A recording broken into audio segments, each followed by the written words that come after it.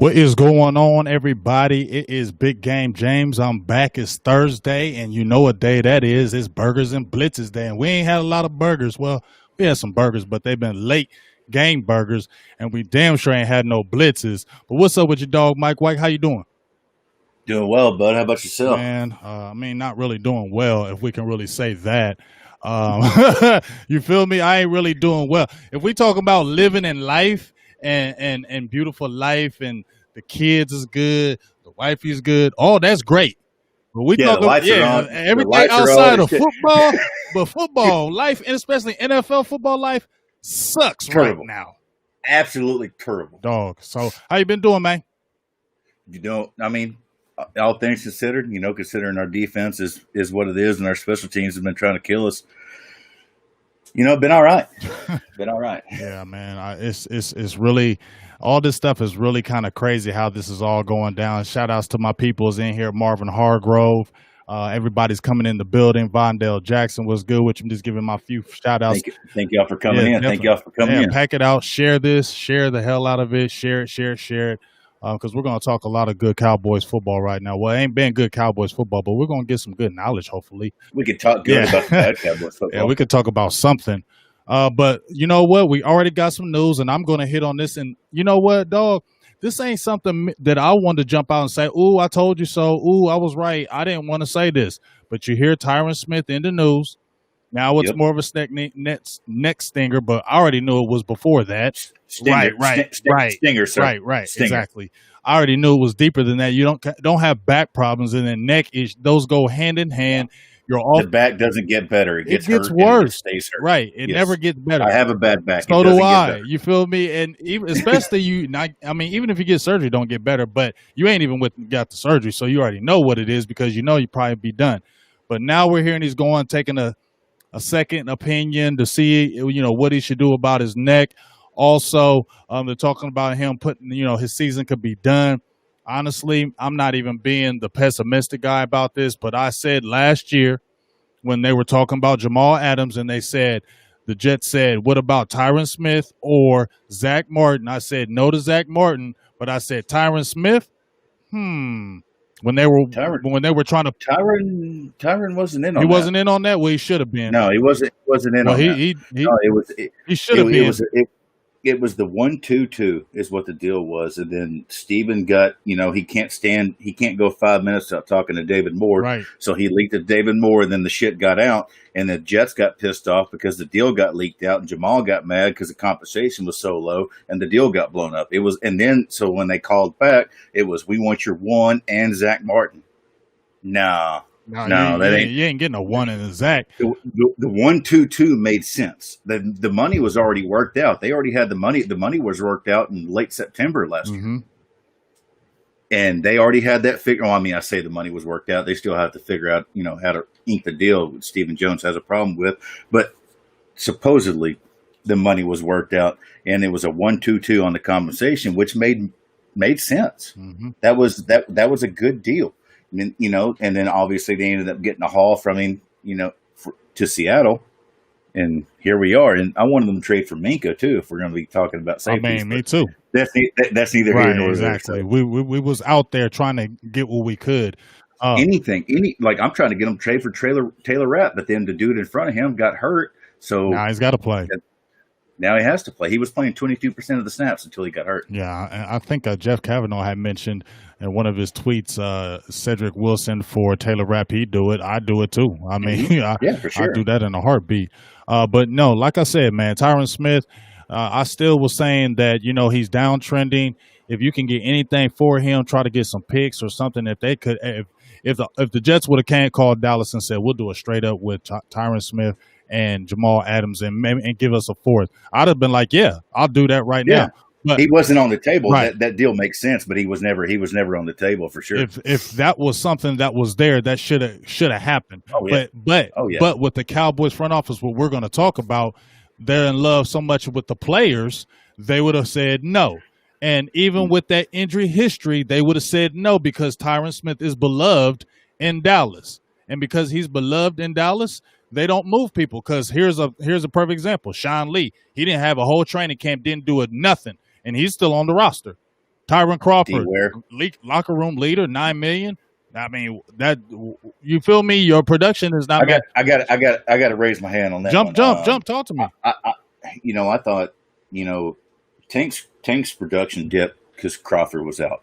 A lot of his production comes off ET stunts for those. That's edge tackle stunt and TE stunts, which is tackle edge stunt. Mm-hmm. Crawford got hurt. It hurt Tank's production. And then I was hoping, I guess that, that's a fool of me for hoping that we were going to get a Crawford back that could actually do something on the line and get Tank some wiggle room. And unfortunately that hasn't happened. He's been a detriment to the team. And then you could bring up this contract, which they paid him that money. And, at the time the money was a little bit too much, but Tyron Crawford catches a lot of shit unnecessarily. The guy's the public works department of the defense, or was up until his hips gave out. He was cleaning up dirty work. He was taking on doubles. Hey, 3 weeks before the season, we need you to be an N. 3 weeks before the season, we need you to be a 3T. They constantly messing him around, and the dude has been honestly one of your most solid players on the defense for quite some time. Unfortunate that he's not that good, so that speaks volumes to your defense, but the guy gave it his all, and it just sucks that now his contract is what it is, and I think his body gave out on him.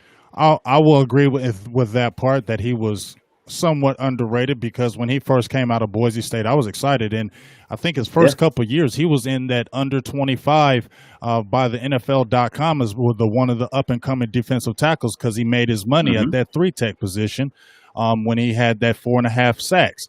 So I have never questioned his effort or things of that nature, but he's almost like the Cheeto with Patrick Kahn brought up to me yesterday. He's the almost guy. When he was playing defensive end, he was almost getting the sacks. He was getting there, but he was almost getting it, but he just wasn't getting it. And so I love that he's a versatile player, but at this point, when it was last year and they were talking about needing money, my thing is, what were you losing by getting rid of him, because he was already hurt all of last year? Then you brought. They say, go ahead. He shares an agent with Dak. I mean, but see, that's what I'm saying. That's what we talking about, the friendly stuff. Tyron Crawford approached the team. Tyron Crawford. Obviously, Todd France approached the team. I think it was late January about a pay cut, so he didn't have to get cut. Right.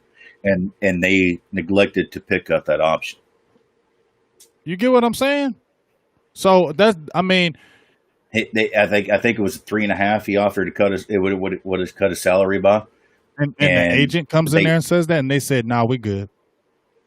Because I guess they were in on Dak at that time. That I guess they're out of Dak, or they're in on Dak, or they're out of Dak. But that's a whole other conversation. These they're trying to fuck this quarterback situation up, but that's another conversation. We got 8,000 conversations. You feel me? But even as that happened, as I said, that situation with the money, like I said, with Crawford, when he was hurt all last year, I was saying, what are you really losing if you cut him? I get he's a locker room presence, everything. But right now, he's not that guy that he was.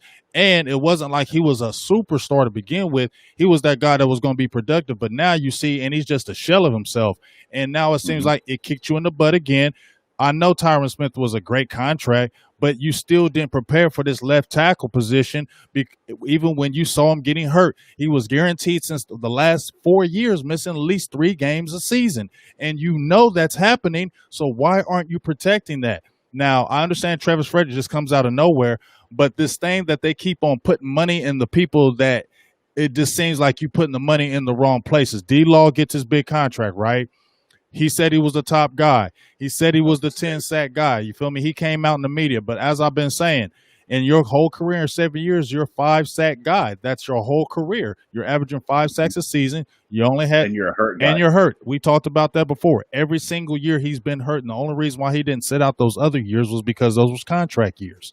Right. And the only time you had double-digit sacks was when there were contract years, when you were going into a contract and trying to extend a contract. You're at half a sack in 11 games. Right. I think that's what we're going on 12, because that was during the Cleveland game when that stat came out. So we're on 12 now. You feel me?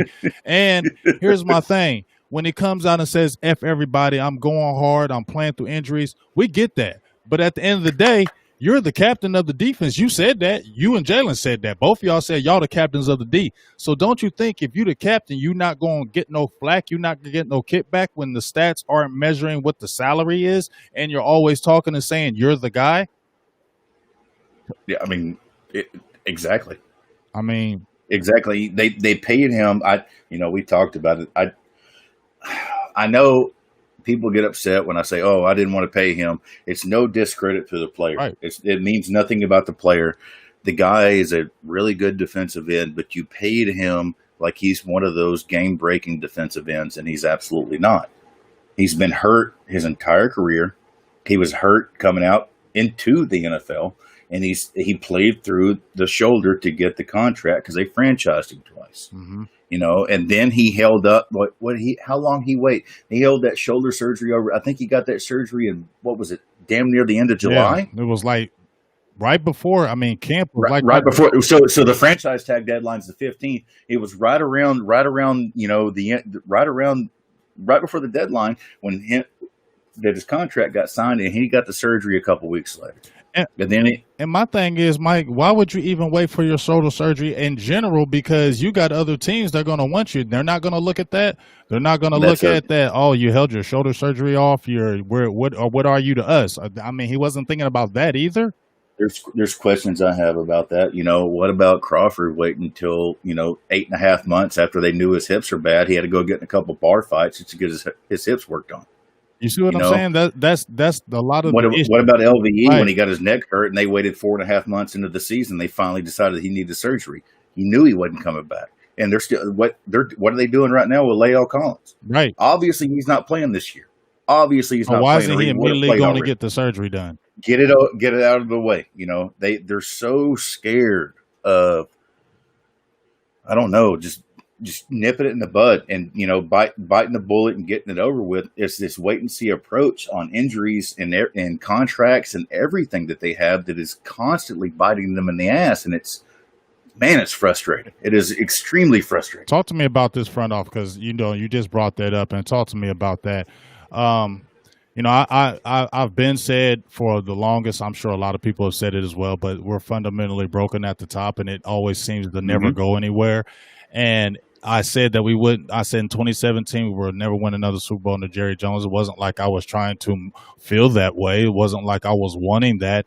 But it's such a low-hanging fruit statement to say, but it's true, man. It's like it's the easy thing, but that's where do you see it's really going to change? It's oh.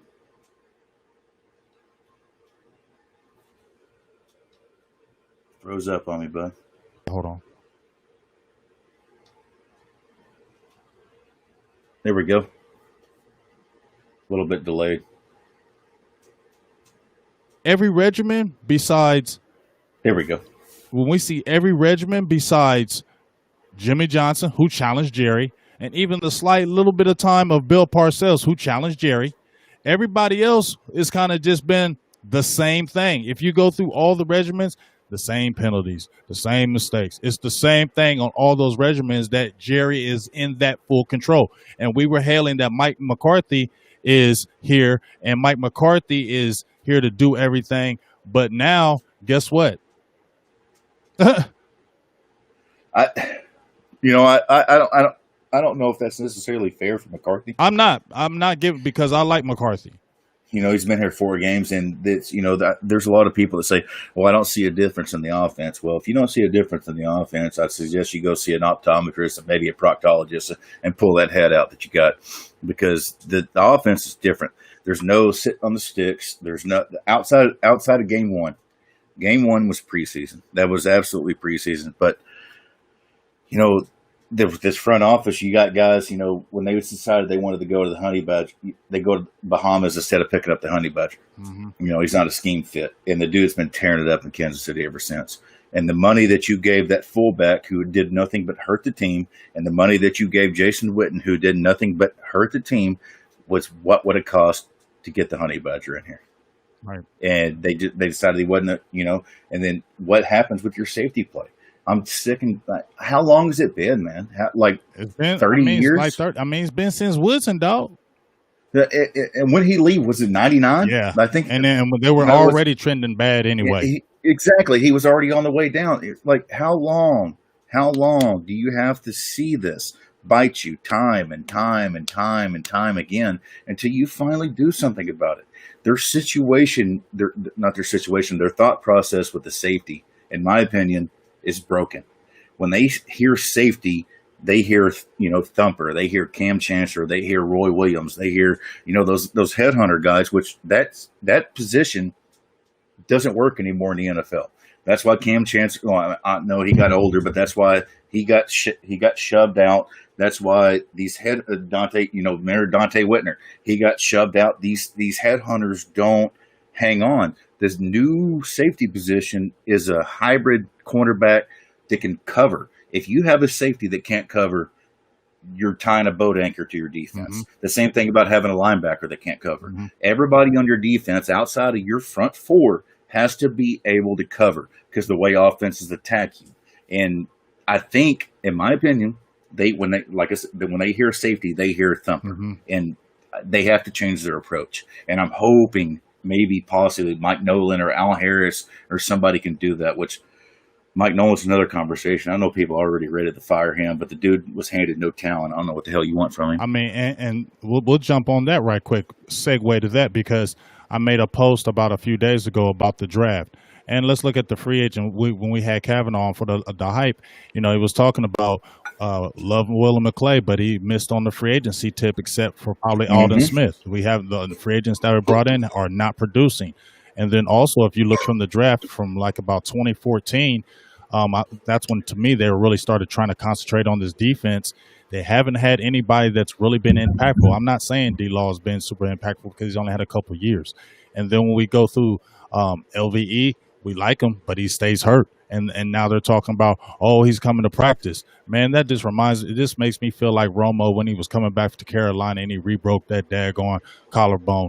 And you're a middle linebacker, you're taking all kinds of hits. Why is he already in pads already? You know what I'm saying? Like, you ain't healed. Yeah, guy. He's already brittle. You don't think he's not going to re-break that? It's just, you're already just setting up things for failure because you're trying to rush because you do hear this noise.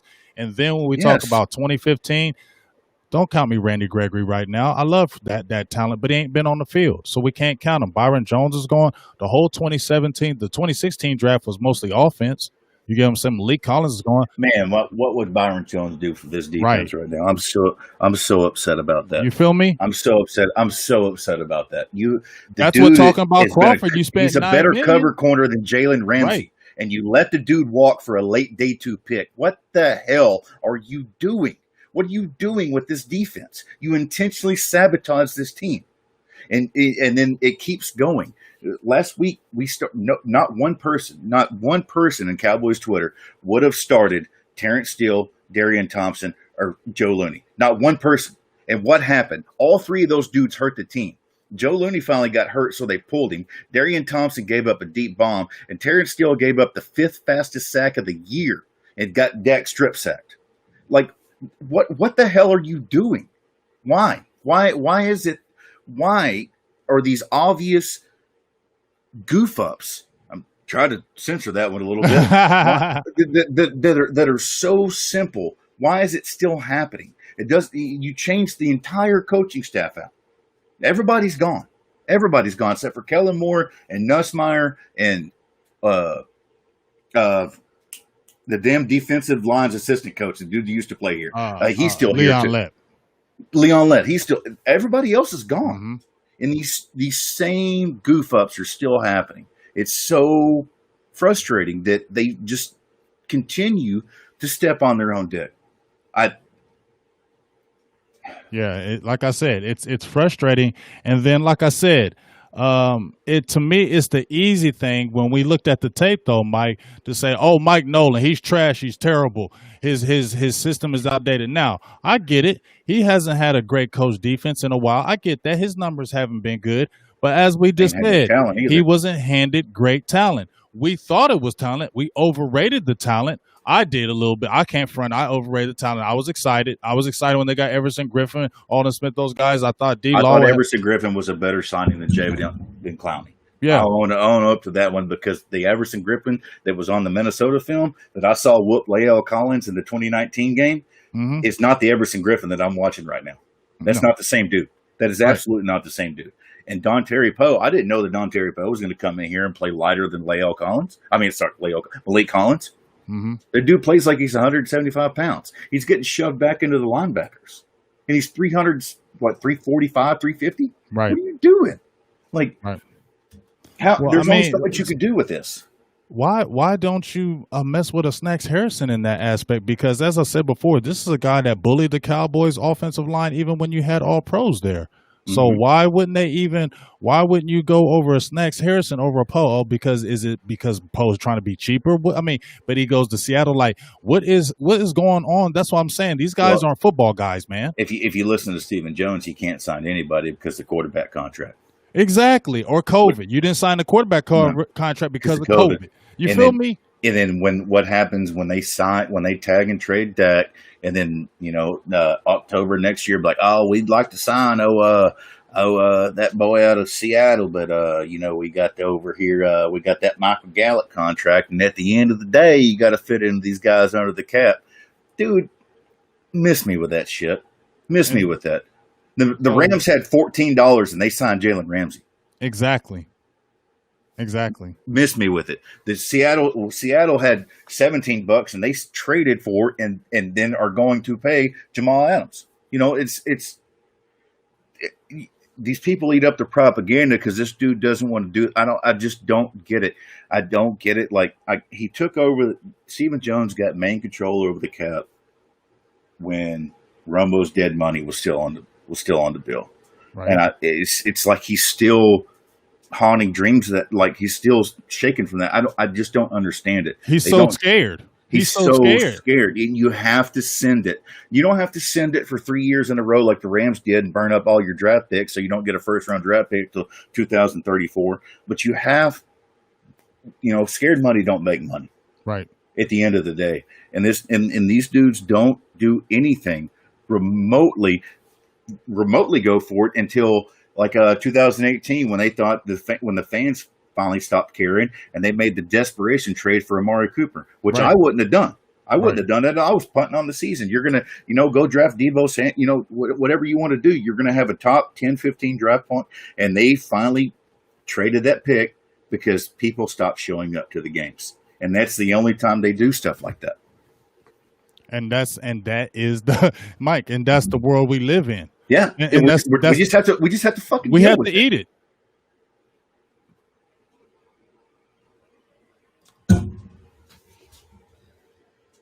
Oh,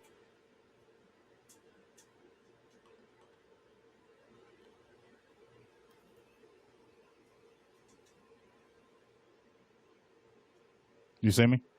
There we go. Yep. Sorry about that. This internet's trying to be funky with me, so I apologize about that. But like I said, this is what we have to deal with. This is what we have to live with. It's like we don't have no choice. And what's so bad about it, it's like you see it all the way in front of you and you don't want to believe it. It's almost like you know exactly what it is. We get a new coach and everything's going to be better. Right. Mike McCarthy's got skins on the wall and here we go. And it's because that's all we got. That's all we got. You can't. These aren't football guys, though, Mike. No, and that's what's killing us. They're not football guys. And my dog Law Nation said it. I agree with them. They're not football guys. Jerry thinks he's a football guy because he played at the University of Arkansas.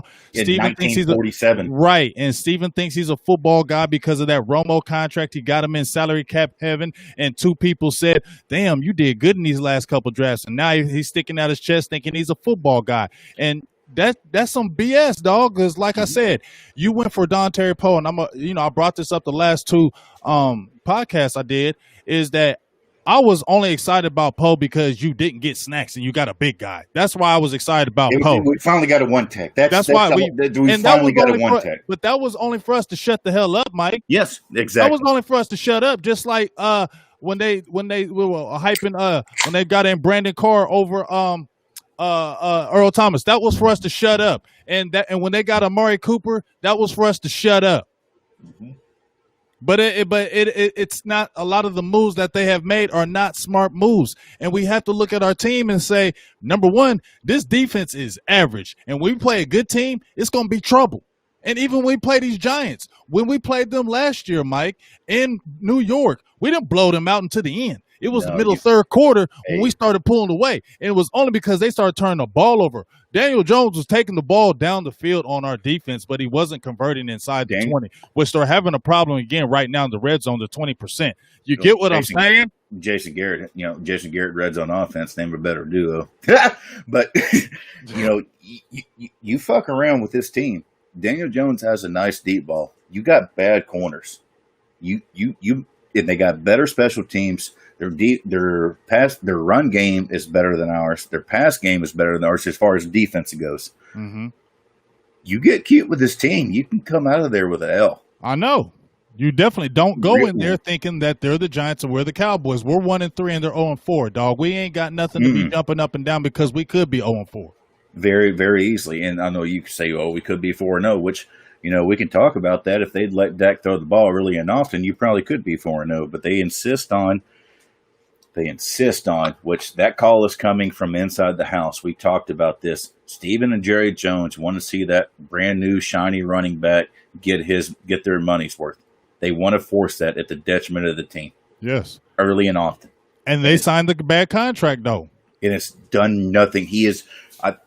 This is not a shot at Zeke, please. And people don't take it that way. No, they shouldn't though. Mike, just say it. They shouldn't. People, we always have every to time Zeke Elliott players. has touched the ball this year, he's hurt the team. Every single time, he's hurt the team. He's averaging 3.9 yards per carry on first down. He's the first run over 15 yards he fumbled, and here we are, and they still insist on making that a feature of the offense early in the games. Dak has 201 attempts on the year, and 84 of those have came in the fourth quarter. Sorry about that. You're good? You still there? Yep. Y'all picked that up? Yeah, they can't. They went out. It's going to come back in. But finish that last statement you said, though.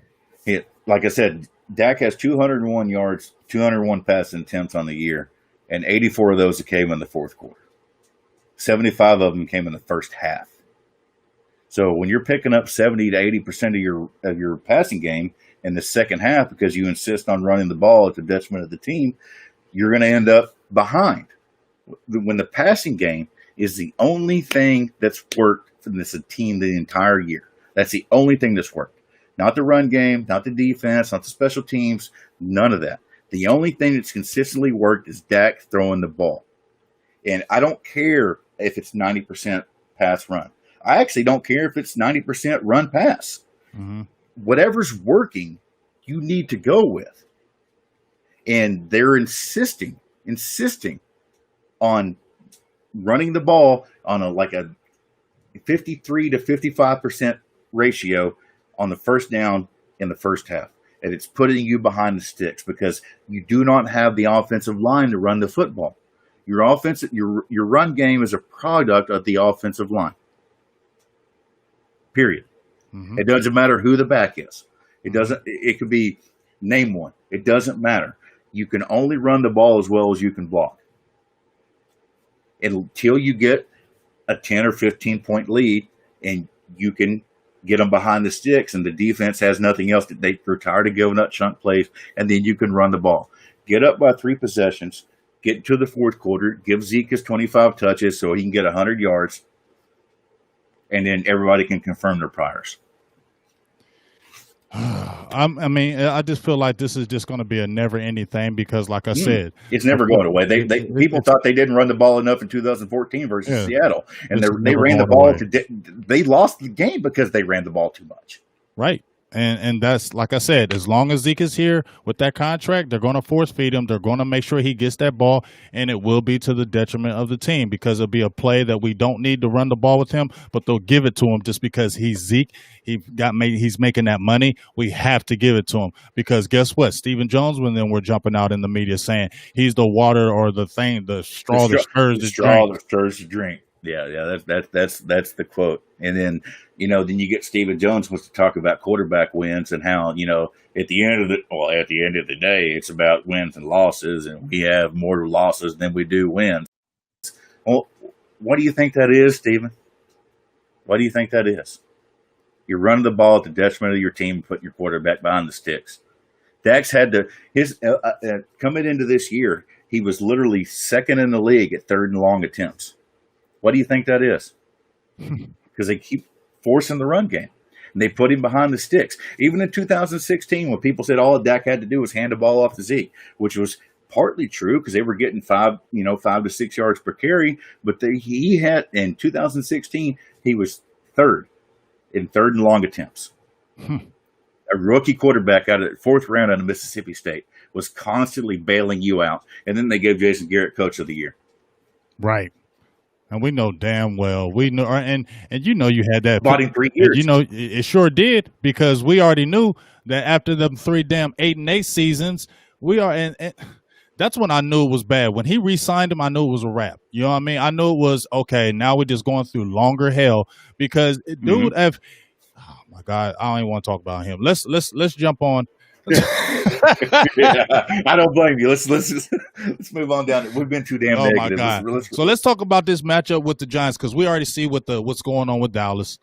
And Daniel Jones has not played great, but it's sad to say that because we say he hasn't played great, but guys have record games against us. Oh wait, hey, if your quarterback's in the slump, send him to Dallas, man. We'll get it right. This is the game that we really should. And I'm not even happy about this game. I'll be the first to tell you, I'm not excited about this game. If we win by 50 points, I'm not gonna be excited about shit.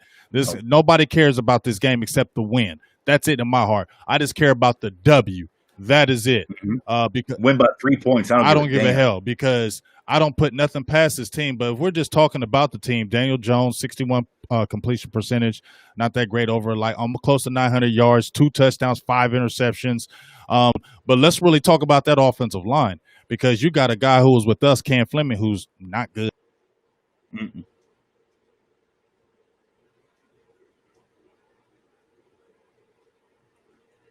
You dipped out, bud.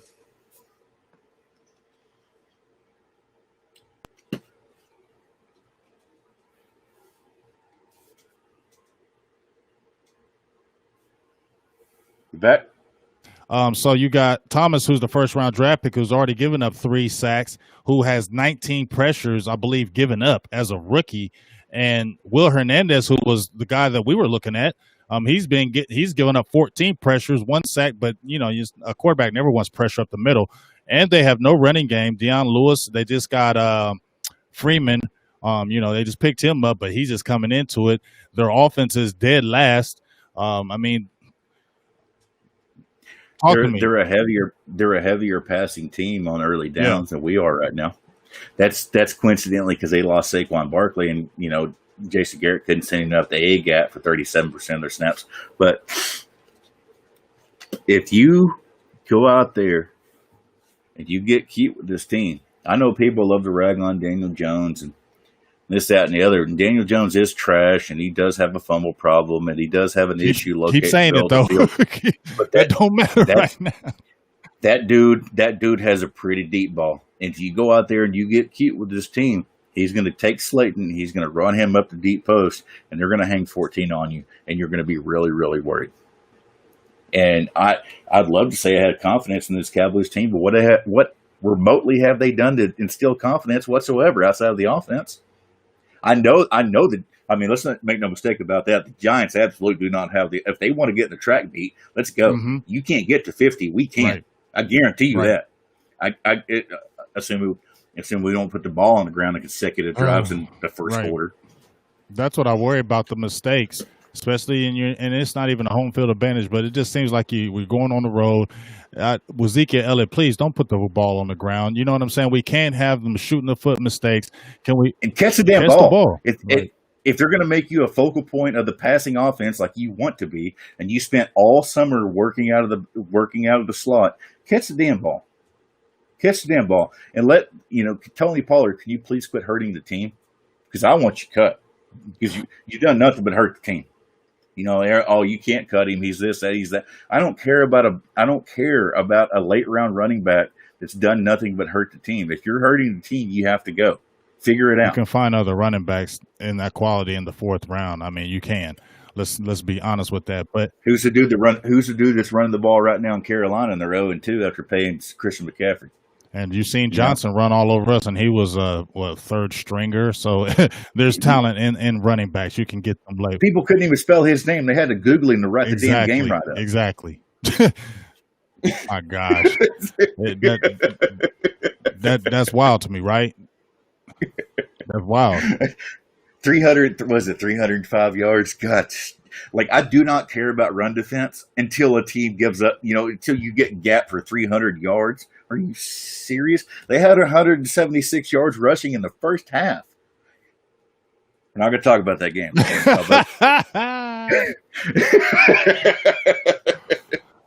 176 in the first half, man. That's 2 weeks of rushing for most teams. With backups, and their number one running back went out the game. 3 plays in. Yeah. 3 plays in. We hear about Xavier Woods. I mean, what do you think about Xavier Woods? What do you think about what he said? Oh. I get what he's saying. I get it too, what he's saying.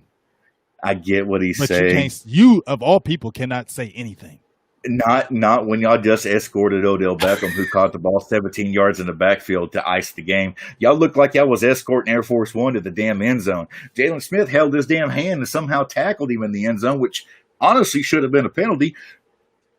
What you can't say that after we just watch you not give your best effort on the play that iced the game. I get that players take plays off. But that comment is the reason that Tank is your backside defensive end is having to chase down run plays 40 yards up the field. Yeah.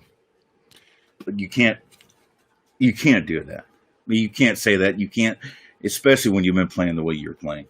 This I talked about it this week on Twitter. This defense is missing Jeff Heath. Gosh damn, man. You know how bad that is? Yeah, and that's bad because I'm not missing Jeff Heath for the simple fact that he was only good because he was the best thing Dallas had as far as an option. You know what he never did? He never quit on the play. He never quit on the play. I will. He fought. He may be out of position. He may take a bad angle. He may get a bad penalty. But the dude would never quit on the play. And you got your defensive, quote unquote, your number one safety openly admitting after God and everybody watched him quit on the final play of that game that they take plays off. That doesn't sit right with me at all. I know what he's saying, but you absolutely cannot say that right then, especially when you just put that game on film. Right. Because I watched the 22. Xavier Woods has been bad all damn year. Yeah, and I try to give him some props. I tried to give him some props when he first came out of college. I wrote an article, and I think the thing that frustrates it was a good pick. They've already got the burn out of him. That's already been. Yeah, he is what he is. He is what he is. People are expecting him to turn into a top 50 safety. There's a reason he was picked where he was. There's a reason. And there's an absolute reason. And then Jalen Smith, he was picked at 34. There was you shouldn't have picked him. Mm-mm. You shouldn't have drafted him. The lifetime story. He was picked 4 rounds too early. And it was for the story, and it was a feel-good story. You got Cowboys back in the news, and that's what the Joneses don't never want to admit. Y'all know about that money too, and y'all about keeping that Cowboy star in that business in the limelight and any kind of Byron Jones don't sell jerseys. exactly. And that's what Kavanaugh said. And when you look through the people that we keep, the Cowboys keep, and then they let go, it's these high society players that can keep money flowing with the Dallas Cowboys, so the Cowboys can always stay in people's mouth and stay relevant. Yeah, Jeff Heath went to all the charity events, and he and nobody gave it right. Offensive lineman. That's what it is. And I don't mean to bag on Heath. He was put in a position. He was a special teamer that was forced into a position he didn't earn because the team liked him.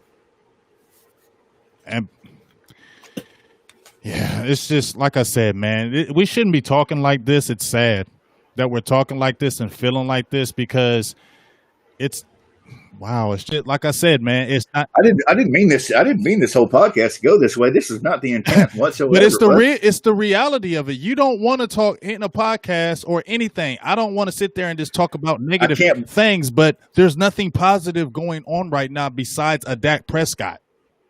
He's all you have, and people want, like we talked about it last Thursday. He's your only hope. And people want to, we need to run the ball, control the clock. How are you going to run the ball at 3.9 yards per carry, 2.7 on first down? How are you going to do that? Do the math. 2.7 times 4. What's your math? It's not working out, guys. Your running back is a product of your offensive line. And Dak, I do agree. I do agree that dropping back 65 times a game is not the winning formula, because if you're dropping back 60 times a game, that means you're getting your ass whipped. I'd rather have Dak to have 250 less yards per game. We talked about going into the season. We thought, the three 1,000-yard wide receivers. I don't care about that. I don't care about that at all. Let them all get 500. I don't care. Win the game. Because if you're putting up, Dak's leading. He's leading in yards after catch. He's leading, completed air yards. He's leading in yards. He's leading in first downs. He's, all these numbers, which all it does is give people ammo to hate on the quarterback. Because, it's garbage time. It's this, that, and the other. With 7:20 in the game, they punted the ball, and it was 28-14 Browns. The next time they touched the ball, it was 38-14. And it was 10 minutes ago in the third quarter. So 17 minutes of game time went by before you even touched the ball, and they put up another 10 points on you. And now all of a sudden, Dak's in quote unquote garbage time.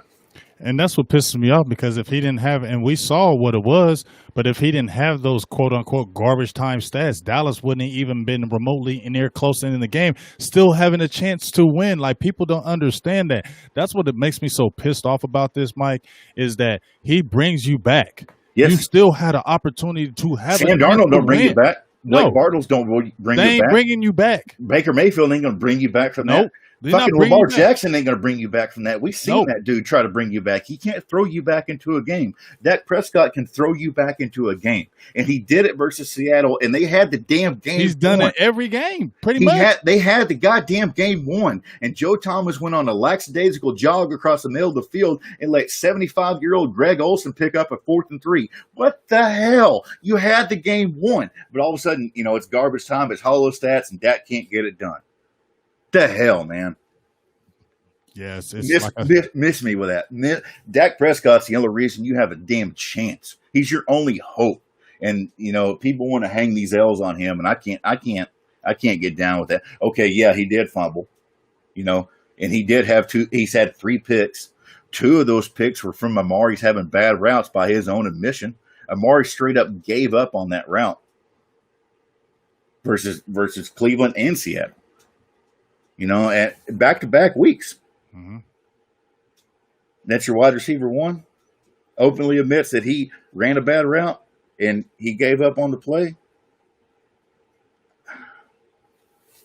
Yeah, and like you said, Mike, and the easy thing is to blame Dak. That's the low easy hanging way. Fruit. It's a low hanging fruit. It's the easy way. Oh, see, if Dak would have did this, and see, Dak ain't beat nobody, or ain't beat a good team yet. It's that lame shit that pisses me off, because you don't know anything about football, or you just are disgusting in my head, because I just can't understand, Mike, that Dak is the only reason why we have any, like you said, any remote of a chance. Even when we going into this game against the Giants, dog, it's in my opinion, Dak going to have to play lights out again. If you start Andy Dalton, you lose this game.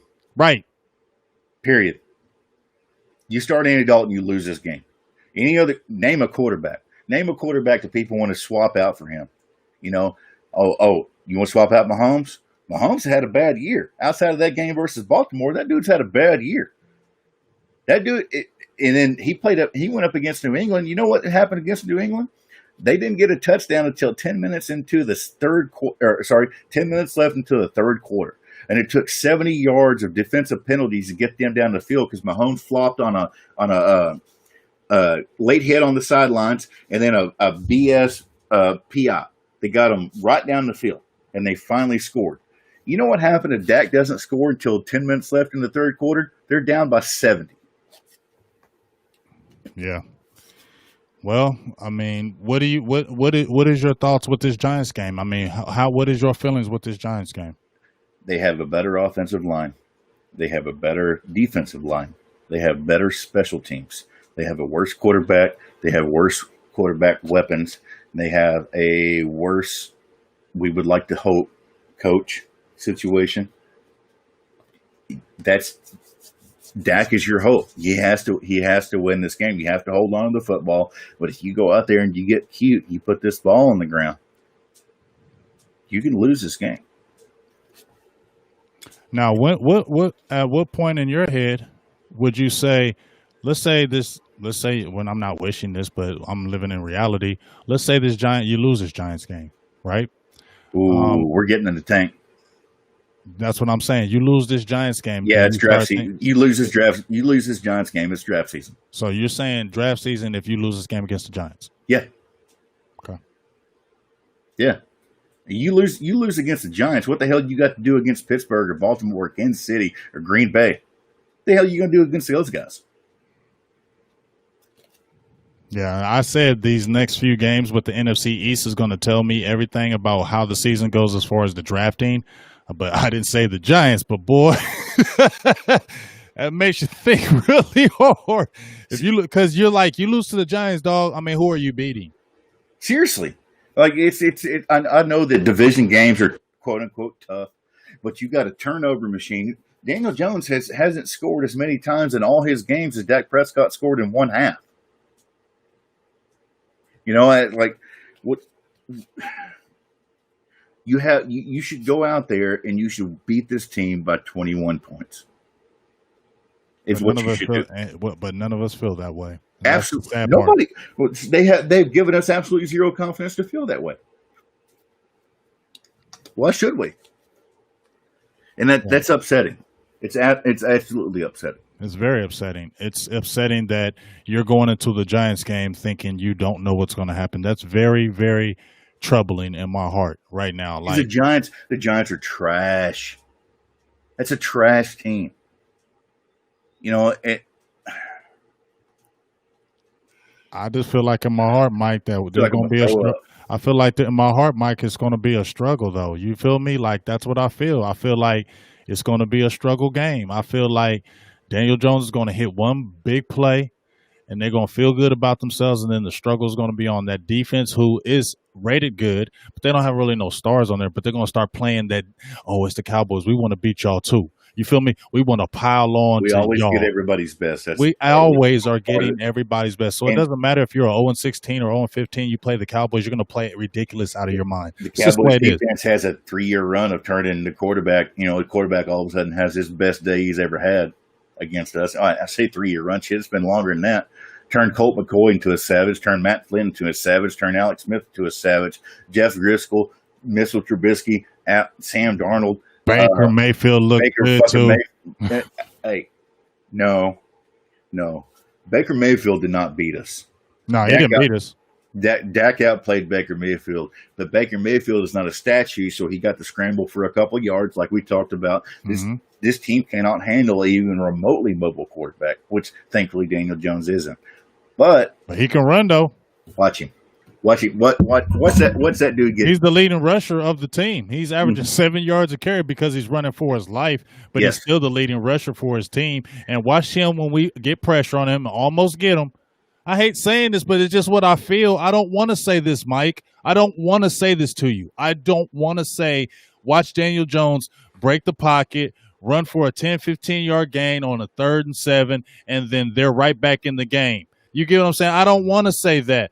But Cowboys are so predictable about what we've done and what we've been going through. It's just like what you feel like it happens because it's been happening all year so far. The same thing that happened with Garrett is happening with the new regime. The same thing happened before Garrett with Wade Phillips. Happened, dog. It's just the same thing, and it just starts from the top. And until that shit ain't never gonna change. So, like I said, man, I don't ever want to believe this, Mike. I never do. But it's like, where's the hope, dog? Like, I don't even want to feel hopeless, but when I look at the top, it's not ever changing. So where do you have the hope it's going to change? I tried to feel in my heart before I say that. I didn't mean to cut you off, big dog. I tried to feel in my heart about Mike McCarthy because I like McCarthy and he's a good coach, but it's not him. It's the cloud of the organization, because when you come in this organization, Rob Marinelli was getting turnovers galore at all the spots he was at. He comes over to Dallas, all of a sudden, no turnovers. He had the 1 year in 2014, but no turnovers. People come to us, coaches, they do great somewhere else, to come to us, underperform. They leave, overperform. Like Taco, I'm not saying you great, but he's got 2 sacks. Like, people leave from Dallas and produce. I got shit when I put that tweet up a few weeks ago that said Taco Charlton's been a better pass rusher than Everson Griffin. Well, people, oh, no. Then he got that strip sack, and I was like, hey guys. People leave from the Cowboys and are more productive. It's got to be something bigger than the coaches, and I'm not even screaming for Garrett to come back, so please don't nobody get that interpretation. I'm screaming for none of those guys. It's not the coaches. It's the Jones boys. It's the Joneses, and it's not stopping. And this is proving by watching McCarthy. And people are quick to blame Mike Nolan. No, it's the fundamental shit from the top. That's what it is. Because you can't keep having new staffs come in here and the same exact shit. No, and the 1 year that they got turnovers in 2014 when they had Roro, the defense was fucking terrible. It was awful. They got I think it was like 31, 33 takeaways. They were like top 2-3 in the league, and the defense is absolutely awful. So when we actually do get turnovers, somehow the defense still sucks. This defense has been bad since the 2018 Colts game. It's what it's been.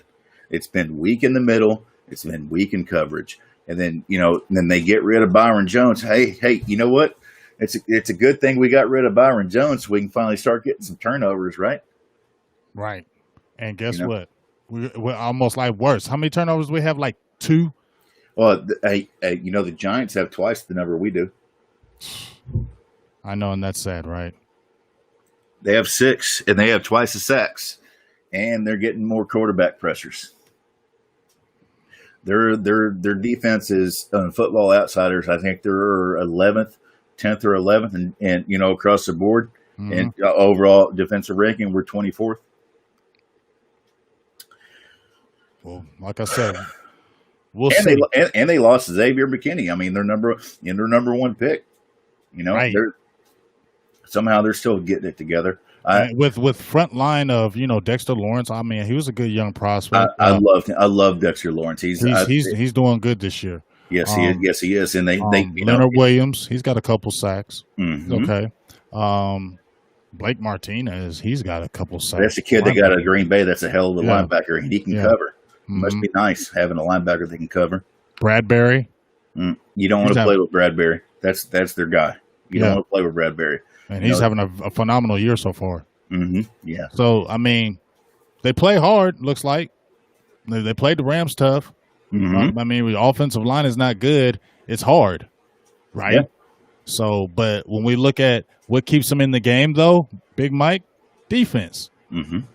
Yeah. And that's what Dallas don't have. And that's what I've been screaming this now. I want to ask you this, Mike, before we get ready to close. Everybody was screaming the 40 burgers, right? I had people get mad at me say, "You all always talking about defense," and I said, "I like offense. I like being able to score, but when it gets tough and when your team can't score, because that may not always happen, that defense can travel. That defense can be at home. That defense can travel. And that defense can always give you a fighting chance. And guess what? You don't got no defense. This is what happens to you, dog. And I don't care how many offensive weapons you have. Nobody wants to score freaking 50, 40, 50 points a game having to feel like you have to play like this to win. That's not a winning formula of football. You have to have defense to win in this league, especially when you get into the playoffs. If you make the playoffs, that defense, you look at it in baseball, basketball, hockey, all the major leagues. When it gets to playoff time, you better have some kind of defense or you're going to get your ass kicked. Mm-hmm. Yeah, but I mean, if are we where are you going to here? Are you saying the CD was a bet? I mean, I'm not saying that. I love because I'm not saying that because ain't nobody you're picking there at 17 gonna magically fix this defense. I'm not hating on CD at all. But I am hating on all those drafts. 2019 has done nothing. Joe Jackson, Jalen Jelks, Michael Jackson, all gone. You've had back to back bad drafts, and it's just now getting to where it's going to affect the team. And then what's going to suck is then Stephen Jones is going to use a quarterback contract as to why the team sucks. Yeah, when you've had bad drafts, and you can already hear him trying to leverage it. You can already hear him start leveraging it. Okay, man. so literally the morning after the Dak Prescott franchise tag got signed, it goes, "Hey, Dallas would like to sign a few players, but the Dak Prescott franchise tag makes the situation difficult." They came from David Moore to Dallas Morning News. Okay, so you're trying to tell me that the scariest franchise, the scariest front office in all of sports, all of a sudden woke up feeling dangerous the morning after they signed a franchise tag? Bullshit. Don't sell me bridge tickets, buddy. No, I'm not going snipe hunting. That ain't what we're doing here. And people just eat it. Oh, we can't do this because every single conversation remotely around team building. Stephen Jones, oh, we got that quarterback. We got to get signed, and we got to fit these guys up under the cap. And at the end of the day, it's we got to if we sign this, we can't build players around him. Shut that bullshit up. When you've got $30 million of free quarterback play for the last 4 seasons, you've done fuck all with it. Miss me with that. Absolutely miss me with that. I'm sorry.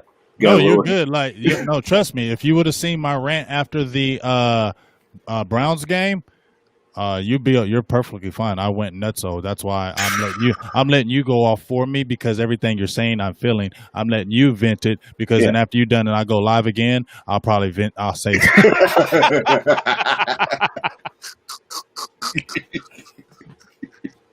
Yeah, all of a sudden, you know what? If they would, if it wasn't for the Dak franchise tag, they would have signed Clowney, and they would have traded for Jamal Adams, and they stopped all that. They would have got all. This defense would have been amazing, but it would. That damn quarterback, man, because he wants a lot of money, and because he wants so much money, and we can't spread it out. If he wants that money, we can't do nothing. Like, do he really? Does he really think we falling for that shit now? I know nobody's falling for that shit. And they do. You're right. They're still buying the tickets. They're still buying the tickets and all that other crap. Hey, if anybody believes that this team can't do anything because the impending Dak Prescott franchise tag, please get in my DMs. I have a nice timeshare on the Golden Gate Bridge that I'll sell you, and you'll have a great time. It's for you and your family, and everybody can go hang out. And just hit me up because that's bullshit. 180% bullshit. Yeah, it is. Well, like I said, man, we'll see at this upcoming game. I just hope we get the win. And I'm sorry I'm feeling this way. I'm sorry, I don't have that confidence, but it's their fault. There's no apology. How can you go into this game feeling? How can you go into this game feeling remotely confident? I don't feel good at all. I tell you what, Jason Garrett. If Jason Garrett walks in here and hands us an L, yeah, You know what? Let me think I about that. I might delete my damn account. Damn some podcasts. You know, I'm supposed to be doing the inside of the star stuff because I took over said, for "No, I John ain't doing it Williams. this year. I'm taking this year off. I'm just gonna take everything off. It's COVID. I'm gonna take this laptop and I'm gonna throw it off the damn balcony. I'm gonna go lay down in the woods and die. Because damn if Jason Garrett's gonna come here and hand me an L. Damn that. Absolutely not, dude. Absolutely not. Please no. But I can't say with confidence that it won't happen. We're the Cowboys. We're things that never happened before always happen. Yeah, exactly. But you get what I'm saying? Think about it. We were talking about on our podcast, Mike, when we did our show, when we did our watch party, when the game was starting, I was like, this shouldn't happen, this shouldn't happen. Then we both stopped. We was like, you know what? We can't say this because things that never seem to happen always happen against Dallas. Yeah. And the Browns hadn't scored like 21 points, like I can't remember the stat, the first time since like early 1992 or 93. And it's against the Cowboys. Like, if you're an opposing team, you set records. We always are letting people set new records that you've never heard before. That's what the analytics department does in the Cowboys. They're like, okay, here's how we can lose. Here's a new way that nobody else has ever lost a game before. Here's how we're going to do. We're going to lose the game this way. We're going to let the Browns put a 50 burger on us. Yeah, it's really wild and upsetting. But like I said, man, we're gonna see. But hey, man, I appreciate you, dog, coming on the show again. I love to finally got to see the face. Love that. Got the hair done. Got your hair all did. Loved it. Had a nice little day. All good. All the good stuff. Hey, really appreciate you. Hey, let them know because you're about to do the inside. Give all that good information about what you're about to do with the podcast for Inside the Star. All that. So the Twitter handle is not to be trite. I'm taking over the Inside the Star podcast for John Williams because he's moving on to Cowboys Sprawl with Pastor Carl Day, and I'll be doing. Hopefully, I was hoping to get a podcast out for the game preview, but it's going to most likely be a post game. But I'm going to be trying to do it. Not trying to do it. I'm going to do a set schedule every Saturday and every Tuesday for a pre and post game. Here coming forward. Please look out for it. I'd appreciate the support. Yes. Make sure you get on that. Go follow him. Give him your Twitter handle too. @not to be trite. Like Jerry Jones says it all the time. That's my handle. It's Burgers and Blitzes is the name. You can't miss me. Hopefully you already follow me. If not, follow me. I'll follow you back. I appreciate y'all's time. Yeah, man. Another great, good informational podcast. And here's the thing. Nobody wants to be negative, but it's like you got to be real about what's really going on. I get mad at myself. It's so negative. I hate it. I hate it because I fall for that hype, and I told myself I wouldn't do that shit no more with Dallas. I told myself I can't help it. I'm genetically predisposed to buying into the Cowboys hype. I can't. That's why I hate it because I can't run away from it. I want to run. I'm like a largemouth bass, and it's a fucking shiny fishing lure, man. It's like a tractor beam that you're trying to run away from. It's a Dallas Cowboy tractor beam that's on top of you. You try to run like, you know what? Brings you right back in, dog. Every single damn time. But only thing I can hope and pray is that the Cowboys listen to what we were talking about, at least in our heads, and are talking themselves in the locker room and saying, I don't give a fuck. This is Jason Garrett. We can't lose to these guys. We just can't. We just can't.